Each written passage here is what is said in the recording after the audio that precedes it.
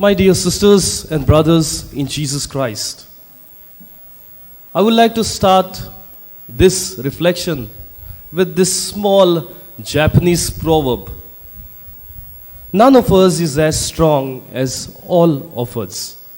None of us is as strong as all of us. And that's the whole sum up of all the readings today. All the readings are challenging us to be the church. All the readings are challenging us to be the church. And church, who are the church? Who is the church? The church is not all those people sitting on the altar, neither the Pope nor the bishops, but the church are all of you sitting here. And that's what all the readings are telling us.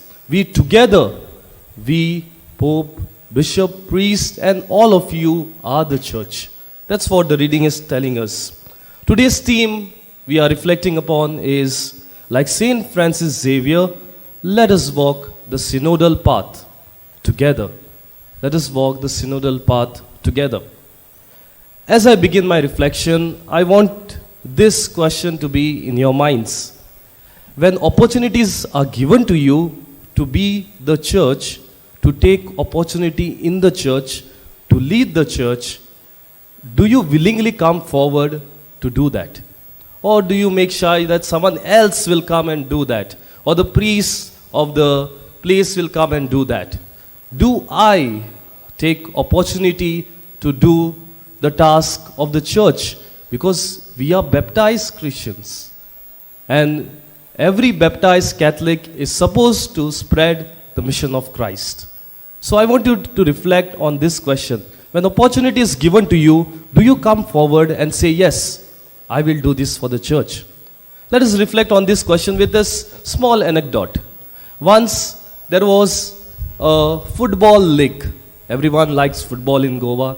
There was a football league.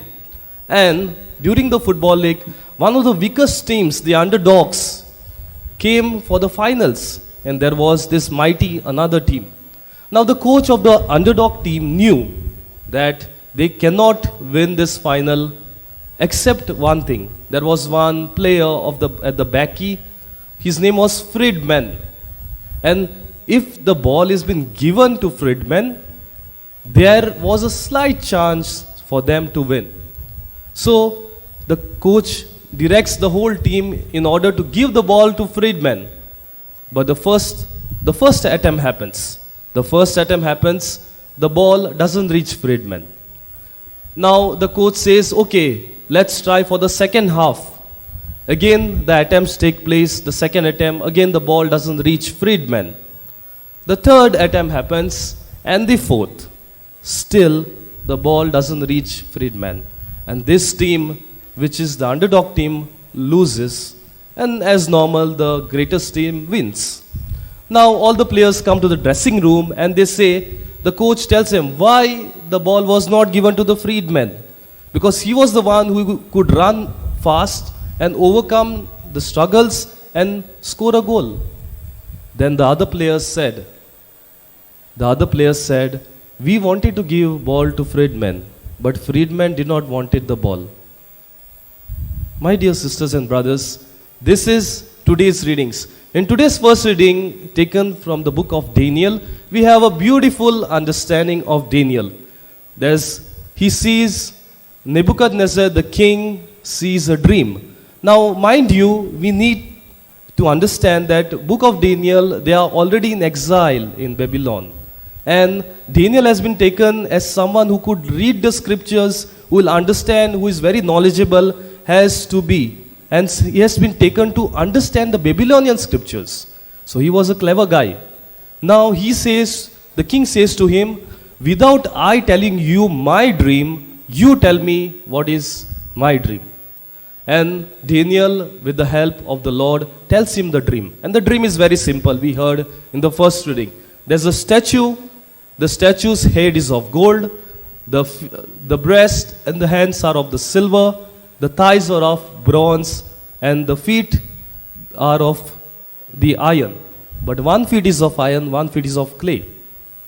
This was the understanding that Daniel gives is very simple. Gold was Nebuchadnezzar, and we read the history. There will be four kingdoms, and after the fourth kingdom, there will be clay which will destroy everything, and that's what was the understanding. Now, Nebuchadnezzar was the gold, the silver was the Persians who came after them and defeated them, and then were the Greeks, the brass, who came and defeated the Persians, and the last one, the kingdom, was the Rome. That was during Jesus' time. And during Jesus' time, the reign, that kingdom will survive. And which is that kingdom? That is the church. The church is the kingdom which will survive. That was the prophecy of Daniel, what he interpreted of Nebuchadnezzar's dream. We are the church, and we are meant to survive all the odds. In the gospel, we have Jesus telling those people who ask him, when will these things happen? When the stones which are piled up will fall, nothing will remain. We hear about Jerusalem today. But Jesus was not talking about that temple. Jesus was talking about you and me. What Jesus has started has survived. The church has survived. The church is you and me, has survived through all the tough times. But the question arises, are we taking the opportunity to take the church ahead? Saint Francis Xavier took the church ahead. When he had great ambitions to do a lot of things, he was a clever guy. But he took the church forward. How he took the church forward? He came from Lisbon in the 16th century. And when he came here, Portuguese lived a lavish life. They lived a lavish life, but he understood who are the church. He went out to the children. He went out to those downtrodden with a small bell, teaching them catechism. That's what is synodal church today. That's what we are asking. Can you take the honors of running the church? Or are we still blaming the priests and the bishops? That's the challenge is for the theme. Can we empower with the understanding of Saint Francis Xavier, take this theme forward of the synodal church? My dear sisters and brothers in Christ, don't be like freedmen who did not wanted the ball. Be like Saint Francis Xavier, who took the honors on himself, studied, made Christ as his passion, and went forward to do great things.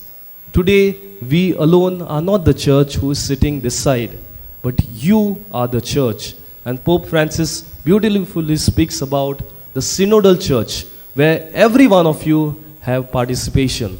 Let us participate together in this pathway of life, so that we as one church be together and bring Christ to the earth.